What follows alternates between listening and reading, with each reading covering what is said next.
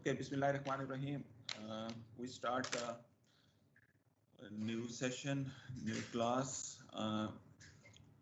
Previously, it used to be called as Engineering Hydrology. Its name has been revised. Its name has been changed. Hope everybody is getting my voice.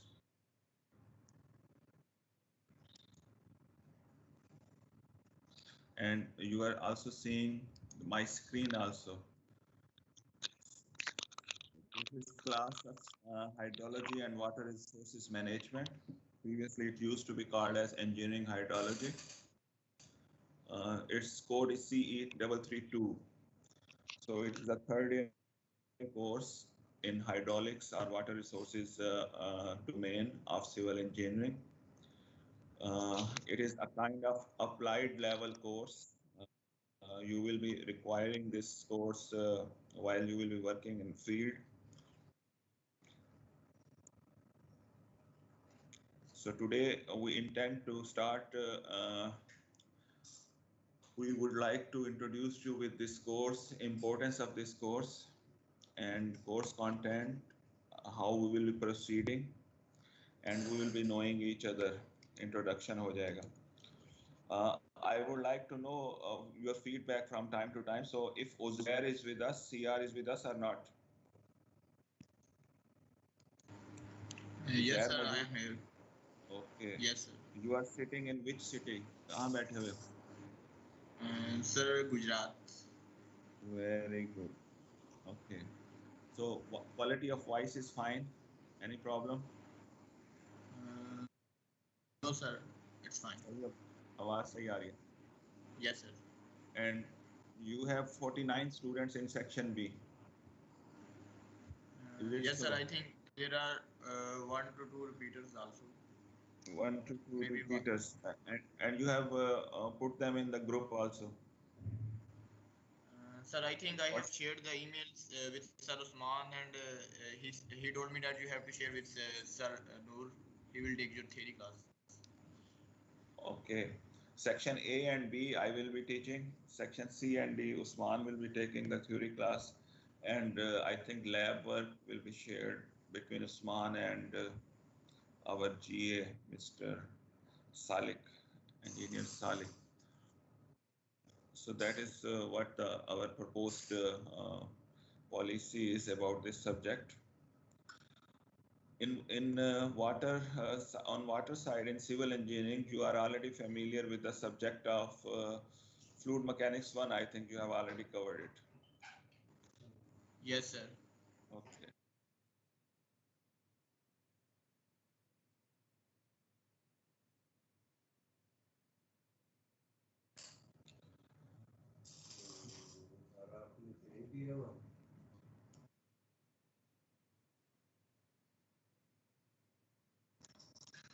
Okay, I am sitting in civil department, so sometimes some people will drop in the office. So sorry for that. So with this, so you are already familiar with the subject of fluid mechanics in hydraulics.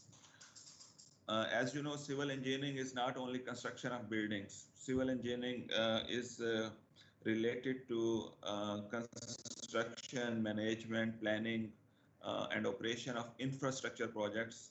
And infrastructure involves all the buildings also, highways also, but a big part of infrastructure are pertaining to hydraulic structure, water structure, structures which are built for storing water, structures which are built for conveying water, structure which are built to protect some area from water, and similar. So for all such infrastructure which are related to water, estimating the quantity of water is quite important. And this subject of hydrology is totally related to such things, estimating the quantity of water in different phases of hydrological cycle, so that we can plan a hydraulic structure in a good manner. We should know how much water is available at a certain place and which area need protection from water, which area need more water, So hydrology is related, this subject of hydrology and water resources management is related to such kind of things. So in this way, this is linked to the civil engineer because civil engineer have to deal with the all kind of infrastructure. When you will be graduating from here, some of you will be joining the construction of buildings, some will be joining construction of highways, roads, some will be joining with the construction and planning and management of water structures. So even if you are planning a large building also, sometimes we have to see whether water is available for the inhabitant of those building or not.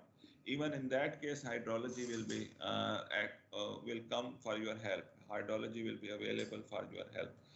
So it is linked to the water resources. It is linked to the water availability. So it can be related to the all branches of civil engineering, but more related to the hydraulic structures. So if I go through its course outline,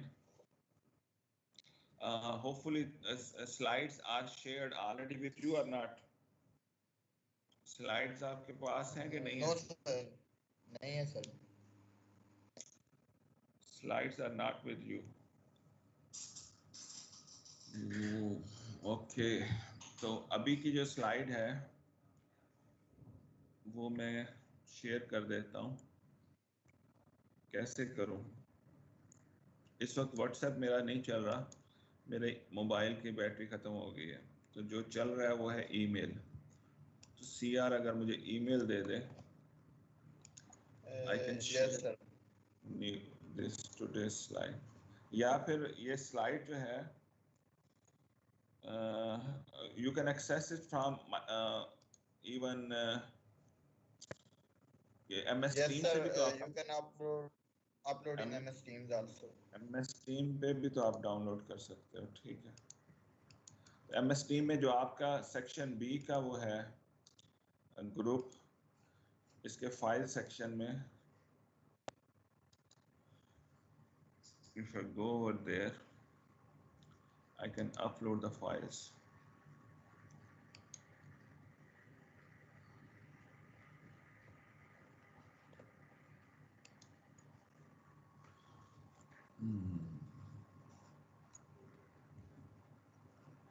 BSc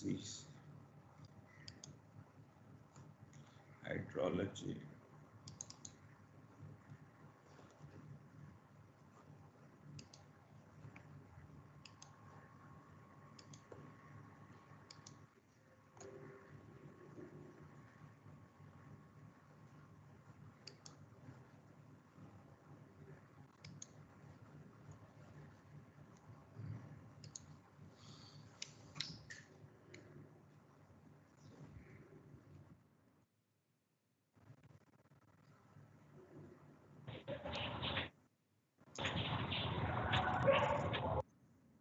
So I am putting these two files related to the introduction part in the file section of MS Team group, MS Team section B, hydrology section B के group में.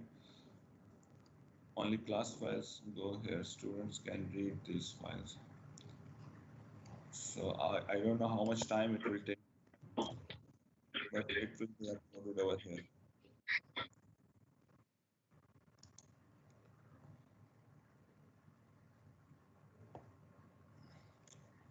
And my screen is visible to you because I have shared my screen, I think. Yes, sir.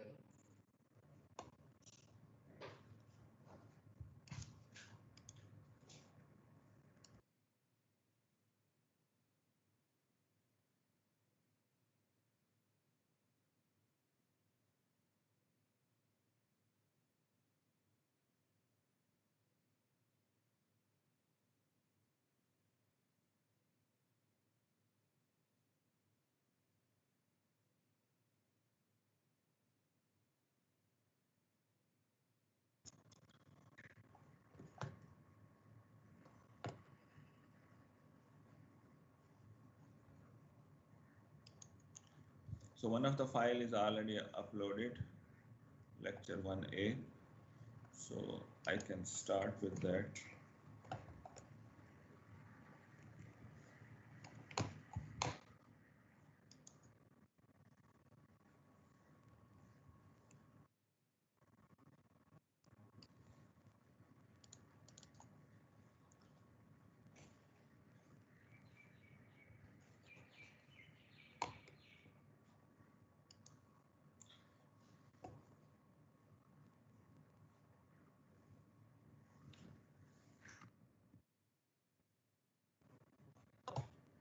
other file is a little bit bigger one.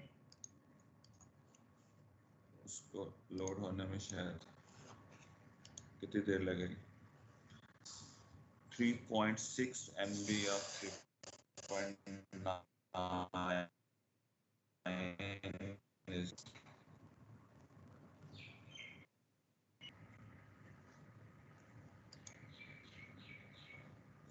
so some problem occurred and he is uploading it again.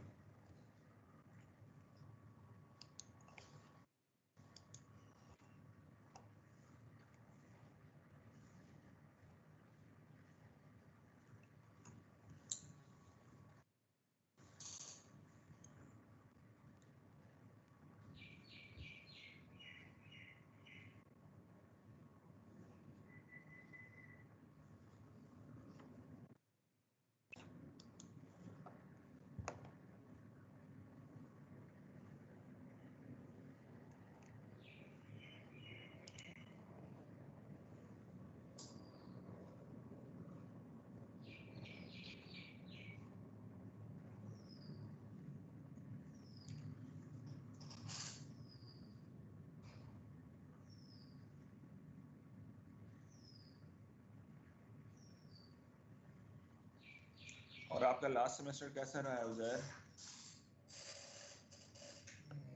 Sir सही है तकरीबन। Online था? Yes sir. Sir mid से बाद वाला online था। Mid से बाद वाला ऑनलाइन। और MS टीम यूज किया था या जूम यूज किया था? सर ज़्यादातर MS टीम ही यूज़ किया था। आई थिंक एक क्लास लैब जो थी ना एक, वो शायद जूम पर थी। लैब जूम पे थी। टीचर कौन था? Sir Rehan Ashraf.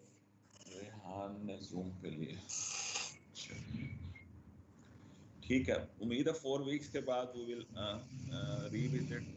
The second file is already uploaded, so now I can start it, open it. मैं इसे ओपन नहीं कर रहा था क्योंकि अपलोड हो रही थी, तो मैंने कहा कहीं अगर ओपन होगी तो अपलोड नहीं होगी।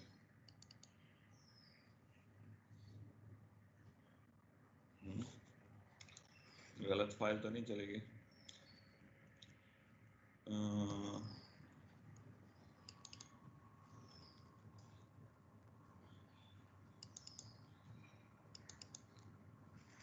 आई थिंक आपके पास गलत फाइल चलेगी इंट्रोडक्शन वाली। Okay, I will upload it again.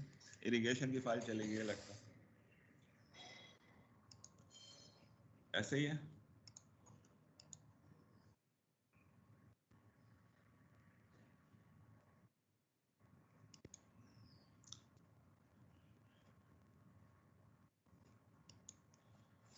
Okay, I will send the file. This file I will send later on. Break में मैं भेज दूंगा अगर अभी अपलोड नहीं हुई तो। कोई बंदा डाउनलोड करके देखे क्या ये सही फाइल अपलोड हुई है या इरिगेशन की फाइल अपलोड होगी। So if we go through the course outline of the hydrology and water resources, it contains 6-7 different topics related to hydrology. In the introductory part, we will be introducing you with the importance of the subject of hydrology and the basics of hydrology which are related to the hydrological cycle. Because most of the time in hydrology, we will be talking about some aspect of hydrological cycle. और hydrological cycle इसमें वही चीज़ है जो आपने FSC या matric में पढ़ा हुआ है। It is the phases, it is a chain of the phases through which water passes while moving from one part of the world to the other part of the world. So ये chain of phases है जिसमें से पानी गुजर रहा है continuously, किसी ना किसी phase में पानी मौजूद होता है।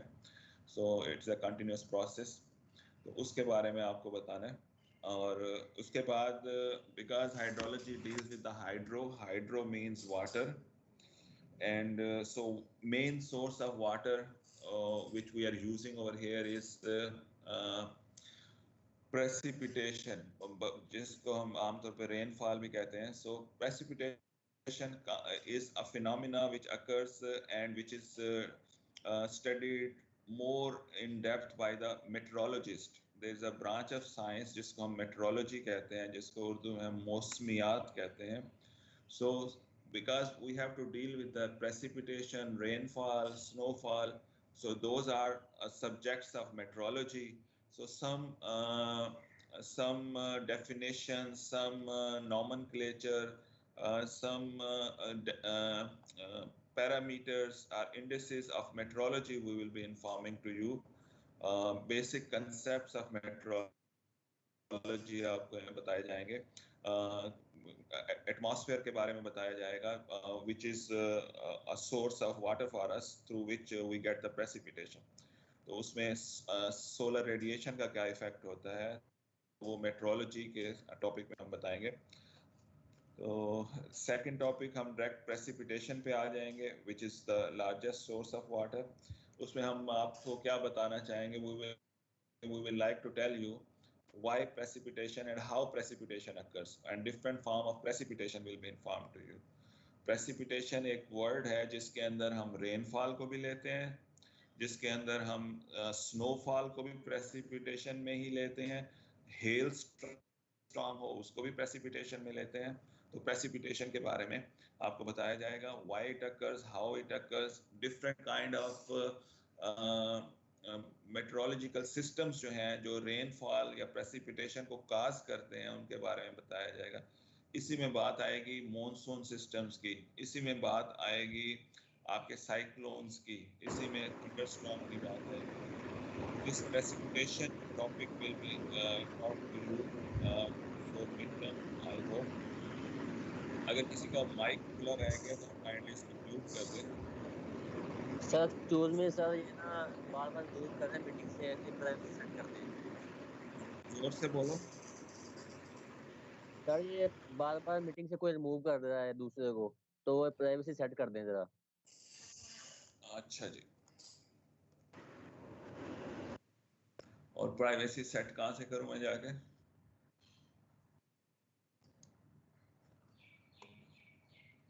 है भाई?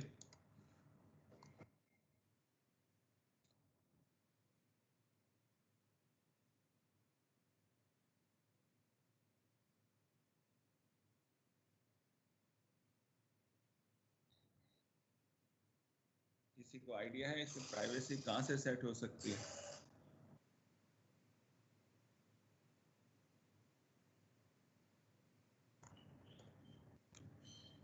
अल्लाह अकबर. कोई नहीं बोल रहा. उजैर, आप नाश्ता करने तो नहीं चले गए? नहीं सर, इधर ही हूँ, लेकिन सर वो मैंने कभी की नहीं तो इस वजह से आइडिया नहीं. आई थिंक प्राइवेसी सेट होती है डिवाइस सेटिंग में, नहीं?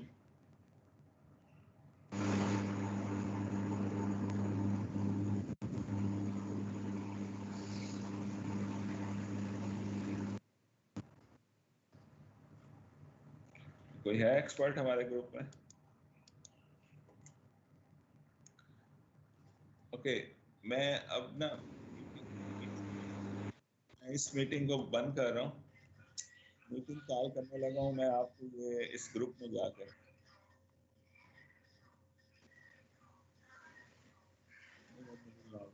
ठीक हो जाएगी.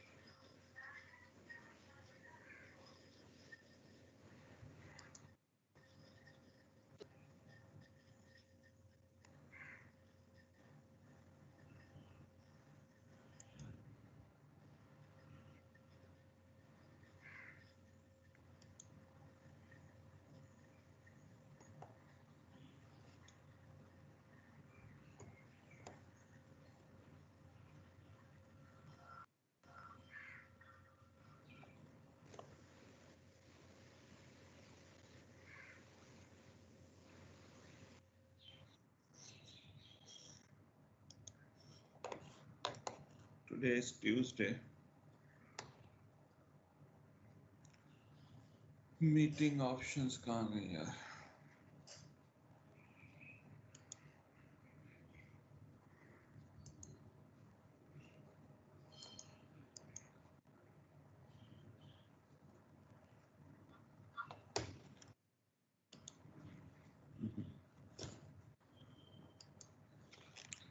ओके, ओके, मैं ये करने लगा हूँ कि ये मैं मीटिंग ये बंद कर रहा हूँ और I will send you link.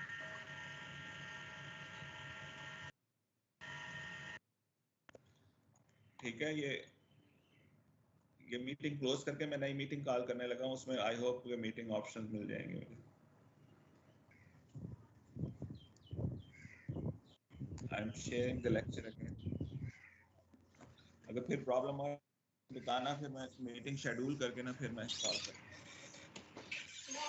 Sir अभी भी वही है, क्या हो रहा है?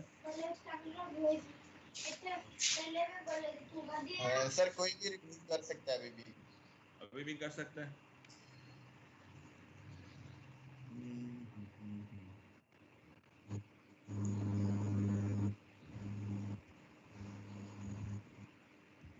सर अभी भी कोई रिमूव कर रहा है मीटिंग से।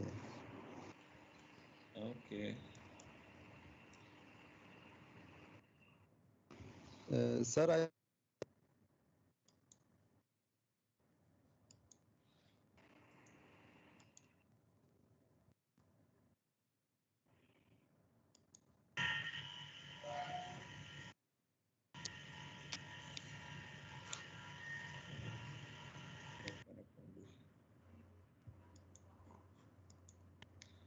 मुझे लगता है मुझे सबको एक एक करके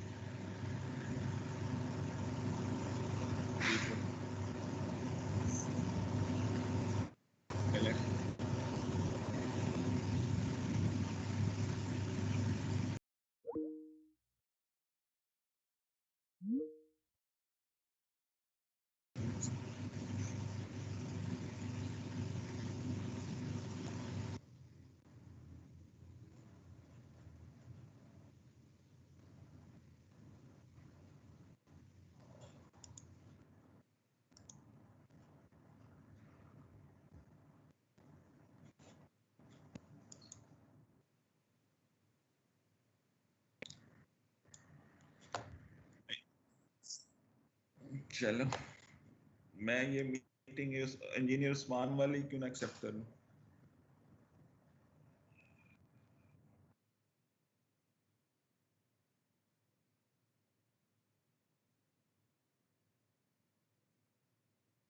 नहीं, मैं अच्छा चलो न्यू मीटिंग शेड्यूल कर लेते।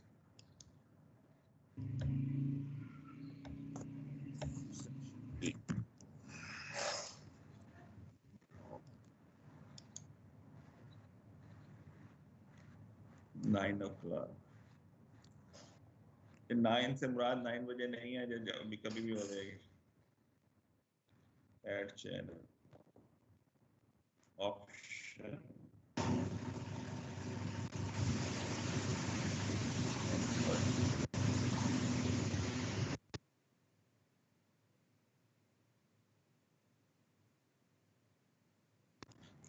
सेव।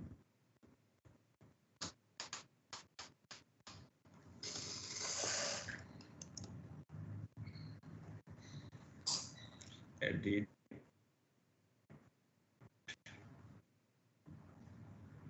इसकी ऑप्शंस नहीं आ रही।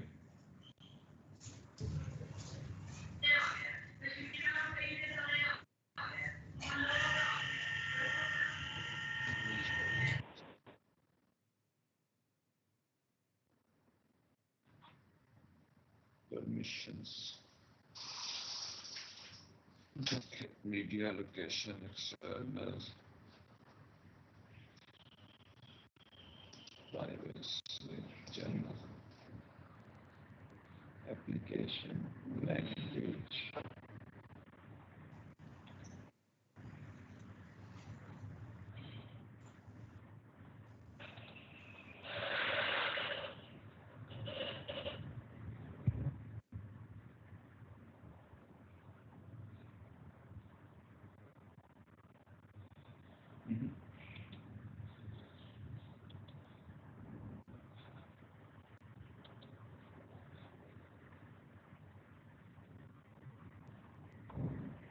यहीं पे ऑप्शन आया करती थी,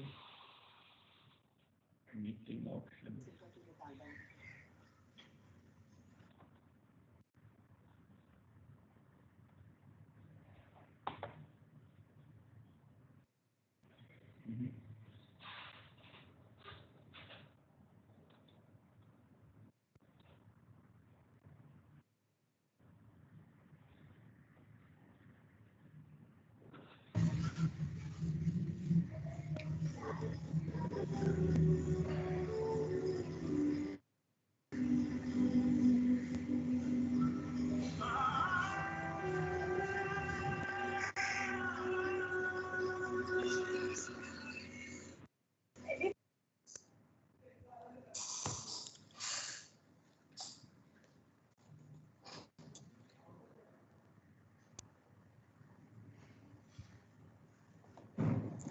ये किसी ने हेल्प भेजी है to get started you need to open the Microsoft team website okay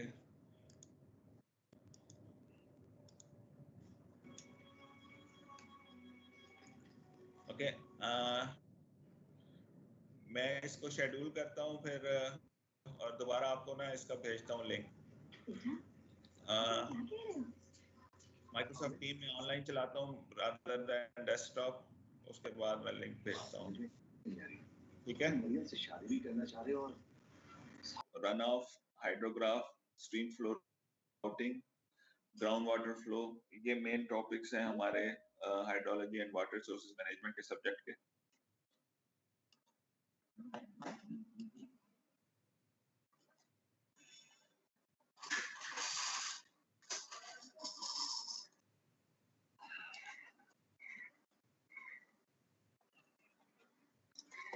height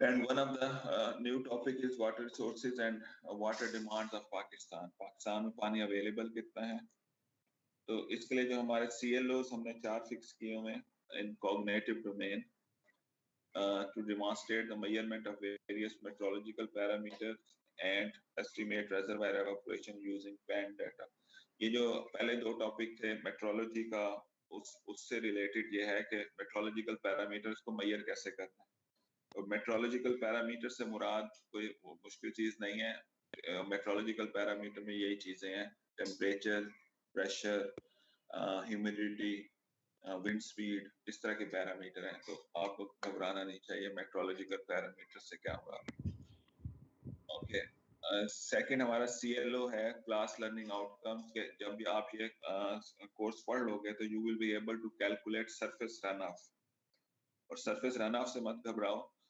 after rainfall occurs then some of the water start flowing in thin sheet format तो उसको हम सरफेस रन ऑफ कहते हैं rainfall के बाद thin sheet की form में जो रन ऑफ स्टार्ट हो जाता है उसको सरफेस रन ऑफ कहते हैं यही thin sheets they combine together and then they make the channel flow फिर वो चैनल में चला जाता है और उसको कहते हैं चैनल फ्लो जो आपको रिवर्स में फ्लो नजर आता है उसे हम चैनल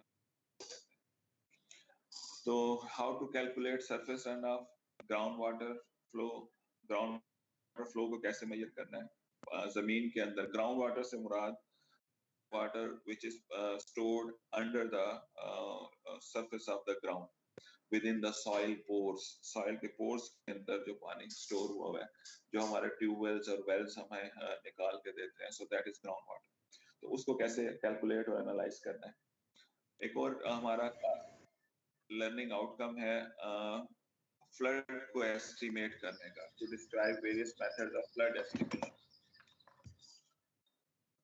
फ्लड एस्टिमेशन के मेथड क्यों चाहिए because civil engineers are related to flood protection schemes also so अगर flood protection की स्कीम हमने बनानी है तो flood estimation is a must और इसी तरह एक चीज होती है flood routing वो इस सब्जेक्ट में हमने आपको सिखानी है flood routing तो flood routing क्या चीज है if you know the quantity of flood at one location for example अगर आपको पता है कि रावी के रिवर में शाहदरा पे फ्लड या डिस्चार्ज जो है 1 लाख क्यूसिक है तो शाहदरा से डाउन स्ट्रीम पे अगर हम चले जाएं रावी में तो स्टेशन आता है बलोकी नियर ओकाड़ा तो बलोकी पे कितनी देर में ये फ्लड पहुंचेगा या कितनी क्वांटिटी में ये फ्लड पहुंचेगा तो ये जिस मेथड से हम कैलकुलेट करते हैं उसे कहते हैं फ्लड राउटिंग सो फ्लड राउटिंग के डिफरेंट मेथड्स हैं वो आपको सिखाने हैं। हाइड्रोलॉजिकल राउटिंग मेनली आपको सिखानी है कि अगर एक जगह पे आपको फ्लो के कैरेक्टरिस्टिक्स पता हैं तो how to find the flow characteristics at another location. और फिर आपको सेडिमेंट्स और साइल एरोजन वगैरह का बारे में थोड़ा सा बताना है। इसी तरह जो रेलिवेंट आपकी बुक्स हैं वो मैं यहाँ मेंशन कर रहा हूँ। हमने जहाँ से ये नोट्स वगैरह बनाए हुए हैं या ये बनाए हुए हैं वो मेनली इन ये पहली किताब जो है लिंजले एंड कोहलर की hydrology for engineers, hydrology for engineering. तो मेनली ये आपको टेक्स्ट बैकग्राउंड टेक्स्ट आपको इस बुक से मिल जाएगा।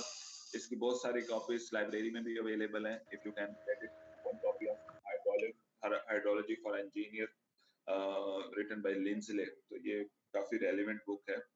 अगर पाकिस्तान के वाटर रिसोर्सेज के बारे में आपको जो टॉपिक है उसके बारे में पढ़ना है कि पाकिस्तान के वाटर कितनी अवेलेबिलिटी है, तो डॉक्टर NM ऐवान हमारे यहाँ टीचर होते थे, नजर मोहम्मद ऐवान, जिन्होंने centre of excellence in water resources को बनाने में काफी हेल्प की है। तो उनकी बुक है सरफेस वाटर हाइड्रोलॉजी। तो ये पाकिस्तान के मुताबिक है सारी, how much is surface water available in Pakistan. एक स्टेट ऑफ द आर्ट या बड़ी नोन बुक है अबाउट हाइड्रोलॉजी, उसके कहते हैं applied hydrology. That is written by Ven T Chow. ये जो नाम है ये चाइनीज है लेकिन USA में प्रोफेसर था। तो ये बुक इनकी बड़ी वेल नोन है, वेन टी चाओ के नाम से है।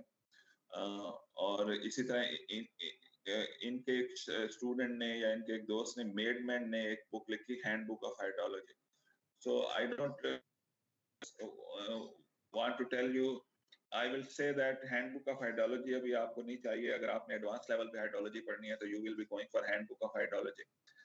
वेंटी चाओ की ये जो बुक है ये भी आपको एडवांस लेवल की अगर हाइड्रोलॉजी पढ़नी है तो अभी आपको लिंजले की अगर आप बुक मिल जाए तो that is sufficient for this subject of hydrology. The subject of hydrology and water resources management जो है, hydrology word is combination of hydro and logy.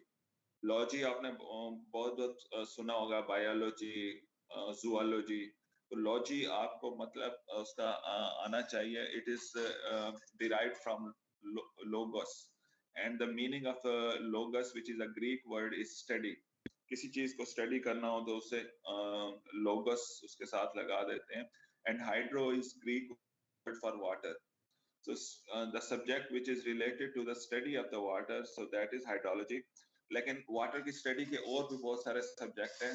Hydrology उसमें खास किस्म के स्टडी को करते हैं। If we study the water which is present in hydrological cycle, तो ये ज्यादा बेहतर डेफिनेशन है for hydrology. So the subject which is related to the study is related to study of water in hydrological cycle। So naturally water जिस phase में अकर कर रहा है, अगर हम वहां पे इसको क्वांटिटी को कैलकुलेट करें या उसको स्टडी करें तो then we say this is pertaining to hydrology। अगर हम स्टडी करें वाटर को in context of flow in canals, flow in rivers, और वाटर स्टोर्ड इन डैम्स, तो फिर वो हाइड्रोलिक्स का सब्जेक्ट बन जाता है। तो हाइड्रोलॉजी जो है वो नेचुरल अकरेंस ऑफ वाटर को डील करती है rather than man made structures के अंदर वाटर अगर हो। मैन मेड स्ट्रक्चर अगर के अंदर वाटर को स्टडी करेंगे तो वो हम दूसरा सब्जेक्ट ले आते हैं, उसको हाइड्रोलिक्स कहते हैं। वाटर की इंपॉर्टेंस दिखाने के लिए कुछ आयात कुरान मजीद हमारी जो होली बुक है वहां से वाटर का बहुत मेंशन किया गया है। फॉर एग्जांपल एक आयत में मेंशन किया गया, औज़ुबिल्लाहि मिनश शैतानिर रजीम, बिस्मिल्लाहिर रहमानिर रहीम, वजअलना मिनल माए कुल्ला शैइन हय्य। और हमने वजअलना हमने भेजा या पैदा किया, मिनल माँ कहते हैं अरबी में पानी को, कुल्ला शैइन हय्या, हय्या कहते हैं जिंदा चीज को, तमाम जिंदा चीजें बेशक हमने पानी से पैदा की। तो that is the significance of water. यानी और जो अगर वाटर की सिग्निफिकेंस आपको समझ आ जाए तो आपको उससे रिलेटेड सब्जेक्ट्स की भी सिग्निफिकेंस समझ आ जाएगी। तो जब तमाम जिंदा चीजों की तख्लीक किसी ना किसी तरीके से पानी से हुई है तो इसकी स्टडी भी फिर इम्पोर्टेंट है। और दूसरे आयात में लिखा गया है कि वह अंजलना मिनस समाए माँ, हमने भेजा आसमानों से पानी को, फाखराजा, और उसमें से निकाला, बेही, इसमें से, मिन समराती, ये फल निकाले, रिस्कन लकुम, जिसको आप खाते हो, जो आपके लिए खाने की चीजें। इसी तरह और चीजें हैं जो पानी से लिंक करती हैं कुरान में। तो अगर आप कुरान को मतलब के साथ पढ़ेंगे तो आपको पता चलेगा कि water is an important subject in religious also, and not only in in Islam religion, दूसरे रिलीजन्स के अंदर भी वाटर को बहुत इंपॉर्टेंस दी गई है। और रीजन ये है कि water is related to our survival, water is related to our existence of life is dependent upon water. So अगर पानी अवेलेबल है तो मरी हुई मट्टी जिंदा हो जाती है और हमें फल देने लगती है। इसी तरह अगर वाटर अवेलेबल है तो वहां पे सिविलाइजेशन एंड वहां पे लोग बसने लग जाते हैं। So from this you can see that all big cities, all big development are concentrated around the source of water. अगर रिवर है तो उसके गिर्द सिटी बन जाएगा, समंदर है तो उसके पास सिटी बन जाएगा। तो जो जो भी बड़े बड़े शहर हैं वो वाटर के सोर्स के पास, जहाँ से उन्हें वाटर मिल जाता है उसके पास।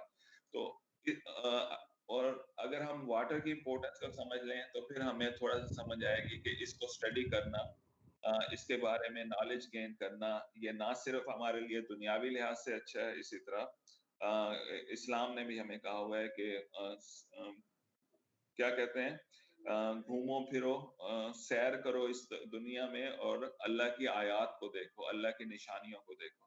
तो उनमें से एक बड़ी निशानी ये है कि आसमानों से पानी आ रहा है, वो जमीन में जाके वो हमारे लिए गल्ला पैदा कर रही है। तो that is huge thing which we have to find, how it is coming from the heavens, how it is coming from sky, how it is moving over the earth, how it is going back into the ocean, how it is going back into the atmosphere। ये सारा जो अल्लाह ताला के आयात हैं इनको समझना, not only it is necessary with respect to your course of learning in civil engineering, but it is necessary religiously also। तो हाइड्रोलॉजी की अगर हम डेफिनेशन को देखें तो different books will give you different kind of definition, but most of them are similar to each other. A few words will be changing. One of the definition I am mentioning over here is from the book of N.M. Vaughan. पहली वाली जो definition है, तो he says that the hydrology is science of waters of earth. तो ये main चीज ये है, hydrology is science of waters of earth. तो जमीन के जो पानी है वो किसी भी हालत में हो उसके मुतालिक जो सब्जेक्ट है that is hydrology. Further explanation है इस चीज की, what does it mean science of water of earth, what does it mean? It deals with the circulation. This circulation word is coming from hydrological cycle. You should know that water available on earth is continuously moving in a cyclic motion from one phase to the other phase. Water present in the earth or around the earth is continuously on the move from one phase of the hydrological cycle to the other. So वहां से ये circulation का word आ रहा है। तो hydrology is the science of waters of earth, their circulation and distribution on the globe. Distribution से मुराद क्या है? How much quantity is present at which phase of the hydrological cycle, and then it deals with the physical and chemical properties and their interaction with the physical and biological environment. तो ये कहता है कि ये सिर्फ quantity को नहीं deal करता वाटर की, इट आल्सो हाइड्रोलॉजी का जो सब्जेक्ट है it also take into account इसकी प्रॉपर्टीज, पानी की प्रॉपर्टीज, इसकी डेंसिटी क्या है, इसकी क्वालिटी क्या है, इसके अंदर सस्पेंडेड सेडिमेंट कौन से हैं, इसके अंदर केमिकल कौन से हैं, और फिर उनका effect on the biological environment. Biological environment means all the living things around it. So hydrology is the science of water on the earth or off the earth, its circulation, its distribution around the globe, and its physical and chemical properties and their interaction with the physical and biological environment. So this is a comprehensive definition which define the subject of hydrology. Similar definition has been given by other Lensley Kohler, and this second book also have the given, but only a few words that have been changed. Hydrology treats the waters of the earth. वो कहता है it is the science of the water of earth. वो कहते हैं hydrology treats of the water of the earth, their occurrence, their circulation. Similar है दोनों definition. So one of this definition you should be remembering. A sub part of hydrology is called as engineering hydrology. ये जो hydrology का subject है ये सिर्फ civil engineer नहीं पढ़ते। अगर आपका कोई दोस्त एमएससी जियोग्राफी कर रहा है, या आपका कोई दोस्त एमएससी मेट्रोलॉजी कर रहा है, या आपका कोई दोस्त एग्रीकल्चर इंजीनियरिंग कर रहा है, तो those people are also studying the subject of hydrology. लेकिन उसका एक सब पार्ट है इंजीनियरिंग हाइड्रोलॉजी. सो वो हाइड्रोलॉजी का वो सब part which is required for planning and development of the infrastructure, उसको हम engineering hydrology कहते हैं. Engineering hydrology is that sub part of the hydrology which is necessary, pertinent से मुराद है necessary, which is necessary for planning, design and operation of engineering project for the control and use of water. तो वो part hydrology का जो हमें infrastructure की development में, planning में, उनकी ऑपरेशन में रिक्वायर्ड होता है, that is called as engineering hydrology. तो यहाँ पे मैं एक दो सवाल लिखे हुए हैं which will tell you which kind of question a hydrologist or engineering hydrologist have to answer. For example, what flood flows can be expected over a spillway?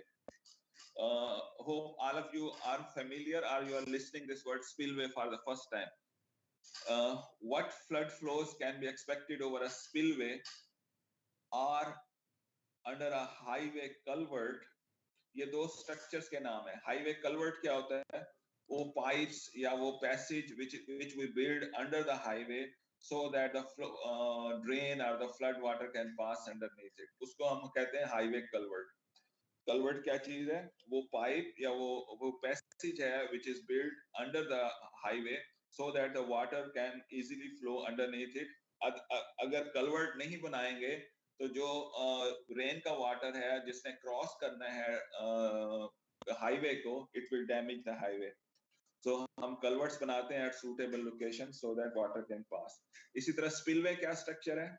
Spillway from the name, it is a way or a structure which is built on a dam so that extra water or excess water can spill over.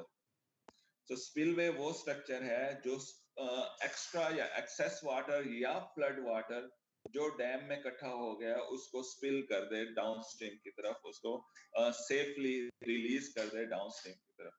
तो spillway पे कितना flood expected है या culvert में किस size की बनाऊंगे वो भी इसी से रिलेटेड है कि कितना फ्लो यहाँ पे आएगा. So both of these answers will be given by a hydrologist. वो बताएगा कि यहाँ पे इतना पानी आ सकता है. और वो कैसे बता सकता है? वो ये सारा हाइड्रोलॉजी का सब्जेक्ट इसी से रिलेटेड है. मैं थोड़ा सा आइडिया दे दूं.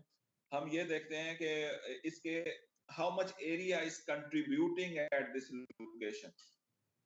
मैं ये रिपीट करूंगा.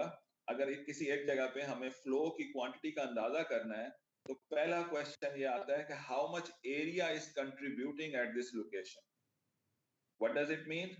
All that area whose water or whose precipitation reaches to that point, उसको हम कहते हैं contributing area. In hydrology, a special name is used for this contributing area. हम इसको कहते हैं catchment area. इसका और नाम है watershed area. इसका और नाम है basin. तो जिस पॉइंट का, जिस कलवर्ट का watershed बड़ा होगा वो उम्मीद है ज्यादा पानी लाएगी.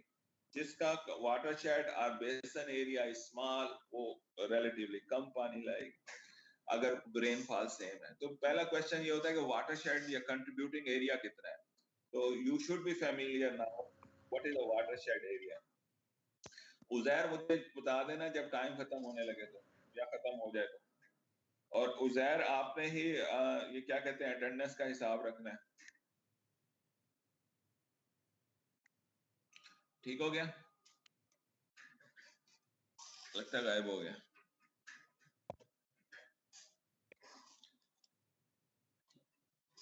Are you getting my voice या मैं अकेला ही बैठा हूँ? Yes sir. सर आ रही है सर, आवाज आ रही है। ओके, एक तो उजैर आपने अटेंडेंस देख लेनी है। ये जो बच्चों ने ज्वाइन किया हुआ है, किसी ने भी ज्वाइन किया है और वो फिर चला गया है तो उसको अटेंडेंस लगा देना। और दूसरा क्या है सर ये डाउनलोड ऊपर से हो जाएगी। डाउनलोड भी मैं देखता हूँ कि मैंने सही फाइल अपलोड की है कि नहीं। अच्छा, डाउनलोड मुझसे हो जाएगी। अच्छा, मैं देख लेता हूँ, तो मैं बाद में देख डाउनलोड अटेंडेंस लिस्ट। ओके, हाँ जी आ गई है। ओके, तो ये मैं आपको भेज दूंगा। ओके, मैं अब क्या करने लगा हूँ, let us conclude it in there are 8 minutes. तो I was telling you कि हाइड्रोलॉजिस्ट या हाइड्रोलॉजी की स्टडी के बाद which kind of answers you will be able to give, how much flood or flow is expected at a certain location. That location can be a dam, that location can be a spillway, that location can be a bridge near your house, that location can be any place from where a water can pass. ठीक हो गया, ये hydrologist का काम है कि बताए। For example अगर हमने फ्लड प्रोटेक्शन स्कीम बनानी है लाहौर के लिए, फ्लड प्रोटेक्शन स्कीम बनानी है लाहौर के लिए, फ्लड प्रोटेक्शन स्कीम में नॉर्मली हम एम्बैंकमेंट बना देते हैं। एम्बैंकमेंट क्या होता है? आमतौर पे हम उसे कहते हैं बंद बना देते हैं, एम्बैंकमेंट। एम्बैंकमेंट का दूसरा नाम लेवीज भी कहते हैं, लेवीज, एम्बैंकमेंट, बंद। So these are the names for flood protection walls or flood protection scheme. तो अगर मुझे फ्लड प्रोटेक्शन स्कीम बनानी है for Lahore, which is required, you have seen these are made, so some of you will be working over there. So how much height we have to keep for that flood protection scheme? कोई unlimited height तो नहीं रख सकते, हमें कोई answer देना होता है कि जी फ्लड प्रोटेक्शन बंद का टॉप लेवल इतना रख दो। तो वो कैसे डिसाइड करूंगा? वो डिसीजन इस बेस पे होगा कि इस जगह पे जो रिवर गुजर रहा है उसमें से फ्लो कितना गुजरना है। तो वो कौन बताएगा कि फ्लो कितना गुजरना है? तो वो हमने देखना है कि इसके ऊपर कैचमेंट एरिया कितना है, उस कैचमेंट एरिया के अंदर कितनी बारिश आ सकती है। हमने एवरेज फ्लो के लिए तो नहीं बनाना, एवरेज फ्लो तो तकरीबन आ जाता है। हमें फ्लड प्रोटेक्शन करना है और फ्लड कभी कभी आता है, तो मैक्सिमम बारिश कितनी आ सकती है। वो बारिश जब आएगी तो सारी बारिश फ्लो नहीं बना देती। नाउ अनदर आपको आइडिया, ये सारी बारिश वो रिवर में नहीं इकट्ठी हो जाती। A part of rainfall goes infiltrated into the soil, a part of it is evaporated, a part of it is stored in the depressed area, and a part reaches to the rivers. तो ये सारी चीजें estimate करके हम देखते हैं कि अगर इतनी बारिश होगी तो so much flow is expected at that location, और उसी के अंदर हमें जब एक जगह पे फ्लो का पता चल जाता है तो फिर हम दूसरी जगह पे एस्टिमेट करते हैं थ्रू फ्लड राउटिंग। तो ये चीजें हैं जो आप सिखाने वाली हैं। जस्ट मैं बता रहा हूँ कि ये चीजें आंसर करना पड़ती हैं। What reservoir capacity is required for irrigation or municipal water supply during droughts? Droughts क्या होते हैं? Time of low water availability, उनको हम droughts कहते हैं। अगर नॉर्मल रेनफॉल से कम रेनफॉल अकर की है किसी ईयर में, तो वो we say this is a drought year. तो drought year में हमें we need to augment the water, we need to supply water from artificial sources. Natural source तो यह है कि रिवर में जो नेचुरली वाटर फ्लो कर रहा है वो मैं यूज कर रहा हूँ। आर्टिफिशियल सोर्स क्या है पानी का? Water can not be manufactured, water can not be manufactured. इसको बनाने के लिए हाइड्रोजन और ऑक्सीजन को मिलाने के लिए huge energy is required. So इसके मैन्युफैक्चर अभी कोई नहीं जा रहा। So water is available, we have to store it when it is available in excess. Pakistan में अगर आप सीजन देखो तो मूनसून के सीजन में we have abundance of water, we have a lot of water. while in lean period हम उसको कहते हैं दिसंबर जनवरी, इसमें rainfall are very small, so we need extra source of water. तो अगर हम artificial water store कर लें, artificially water store कर लें in dams or in reservoirs, so then we can use that water when we need that water. So what reservoir capacity? तो ये जो reservoir है इससे मुराद water storage reservoirs हैं, and it can be a small reservoir as small as in your household, and it can be a large reservoir as large as Karbela Dam or Three Gorges Dam in China, or big dams, Aswan Dam in Nile, Egypt, और इस तरह के बड़े dam जो हैं, तो उन सब के लिए रेजरवायर का वर्ड यूज कर सकते हैं हम। रेजरवायर कैपेसिटी, अब ये रेजरवायर कितनी बड़ी बनानी है, हाइड्रोलॉजिस्ट जब आप प्लानिंग कर रहे होते हैं तो सवाल होता है कि हम डैम की हाइट कितनी रखें। तो डैम की हाइट डिपेंड करती है कि कितना स्टोर पानी करना है, पानी कितना स्टोर करना है डिपेंड करता है हमारी डिमांड कितनी है। एक चीज डिमांड कितनी है, दूसरी चीज अवेलेबल पानी कितना है, दोनों चीजों पे डिपेंडेंट है। ना तो हम स्टोर करना चाहेंगे मोर देन द डिमांड, ना ही हम स्टोर करना रेजरवायर बनाना चाहेंगे मोर देन अवेलेबल वाटर। तो ये हाइड्रोलॉजिस्ट ने बताना है कि how much water is available at a certain dam location, तो उससे हम रेजरवायर कैपेसिटी का अंदाजा करते हैं। What will be the effect of a reservoir? Levies अभी मैंने आपको बताया एम्बैंकमेंट को कहते हैं, and other control works on a flood flow in a stream. What are reasonable boundaries of the flood plain? Flood plain is that area which is prone to flooding. Flood is that area which is prone, जहां पे flood आ सकता है। तो आमतौर पे जो city and regional planning वाले लोग होते हैं वो फ्लड प्रोन एरिया को डिमार्क कर देते हैं कि ये रिवर से इतने डिस्टेंस पे there are so much chances of flooding, 25% chances है कि फ्लड आएगा हर साल, 100% चांसेस है कि फ्लड आएगा हर साल। तो ये फ्लड प्लेन की डिमार्केशन जो है ये हाइड्रोलॉजिकल स्टडी की बेस पे ही होती है कि 100 ईयर रिटर्न पीरियड का फ्लड, उसकी ये विड्थ होगी, एरिया जो वो कवर कर लेगा। 50 ईयर रिटर्न पीरियड का flood, so much area should be designated as flood plain area. तो इस तरह के आंसर्स हैं which hydrologist have to give you. कुछ स्पिलवे, क्योंकि I thought that spillway is a new word for you, so ये कुछ अगर आप गूगल में गूगल करोगे तो ये आपको स्पिलवे की फिगर्स नजर आ जाएंगे। डैम होगा और एक पैसेज होगा फॉर एक्सेस वाटर, यूजुअली इसका क्रेस्ट लेवल हाई रखते हैं ताकि सिर्फ फ्लड वाटर को रिलीज करने के लिए। Okay, next time we will start with the hydrological cycle, और इस तरह उम्मीद है we will be starting out the problem of removal, वो भी start out कर लेंगे। और good luck इस लेक्चर को पढ़ कर आना, और we will continue. If you have any question you are welcome. कोई सवाल है तो वेलकम, कोई हाइड्रोलॉजी से रिलेटेड, नॉन हाइड्रोलॉजी से related, any question you have you are welcome. Boring है, मजे कर रहे हो? बोरिंग है सर। अच्छा चलो हम दुआ करते हैं कि आ जाओ यूईटी में। मजे कर रहे हैं सर, ये हमें तो यूईटी में आधी रौनक वापस आ गई है, आधी रौनक भी इंशाल्लाह आ जाएगी इंशाल्लाह। तो if you have any question कि हाइड्रोलॉजी क्यों पढ़ाई जा रही है, क्यों पढ़ना चाहिए, तो यू आर वेलकम। सर ये हाइड्रोलॉजी और हाइड्रोलिक्स में क्या फर्क है? हाइड्रोलिक्स आपने एक तो सब्जेक्ट पढ़ना है आगे 7th सेमेस्टर या 8th में, when we study the water in conveyance channels, like in man-made channel, canals के अंदर, या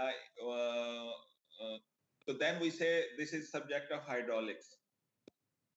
जब हम पानी को स्टडी करते हैं मैन-मेड चैनल में तो हम उसको कहते हैं ये हाइड्रोलिक्स का डोमेन है। जब हम उसे नेचुरल हाइड्रोलॉजिकल साइकिल के किसी फेज में उसको स्टडी करते हैं तो वो हाइड्रोलॉजी हो जाती है। दूसरी चीज है कि हाइड्रोलॉजी में ज्यादातर हम क्वांटिफिकेशन कर रहे होते हैं, मेजर कर रहे होते हैं, जबकि हाइड्रोलिक्स का सब्जेक्ट हम पढ़ाते हैं इसलिए है कि we want to use that water for the beneficial purpose and we want to convey it from one place to other place. तो उसके अंदर आ जाएगा कन्वेंस चैनल्स, कैनाल्स हो जाएंगे, उसके अंदर आ जाएगा पंप्स कैसे चलते हैं, उसके अंदर आ जाएगा कि पानी चलेगा तो उसमें सेडिमेंट्स का क्या करना है, सेडिमेंट की क्वांटिटी को कैसे खत्म करना है, क्या करना है। तो यहाँ पे सिर्फ हाइड्रोलॉजी में सिर्फ ज्यादातर एस्टिमेशन होगी कि पानी है कितना, उसके अंदर सेडिमेंट है कितने, और फ्लड की क्वांटिटी कितनी हो सकती है, फ्लो की क्वांटिटी कितनी हो सकती है, एवापोरेशन लॉसेस कितने हो सकते हैं, इनफिल्ट्रेशन कितनी हो सकती है। ये है मेन फर्क। हाइड्रोलिक्स मोर मैथमेटिकल की तरफ चला जाता है, हाइड्रोलॉजी ज्यादा स्टैटिस्टिक्स की तरफ चले जाते हैं, क्वांटिफिकेशन की तरफ। थोड़ा क्लियर हुआ? Yes sir. तो hydraulics deals with the water flowing in some conveyance media. अगर विकी पे भी देखोगे ना तो इसी तरह का कन्वेंस मीडिया के अंदर हम पानी को स्टडी करें, it can be a pipe, it can be a channel, तो वो हाइड्रोलिक्स है। लेकिन अगर मैं natural occurrence of the water को स्टडी करूं, उसकी डिस्ट्रीब्यूशन को स्टडी करूं, तो then this is called as hydrology. Okay okay, I leave it over here. Thank you very much for your patience. Inshallah, it will be not repeating, this problem of removal will not be repeating next time. Allah Hafiz.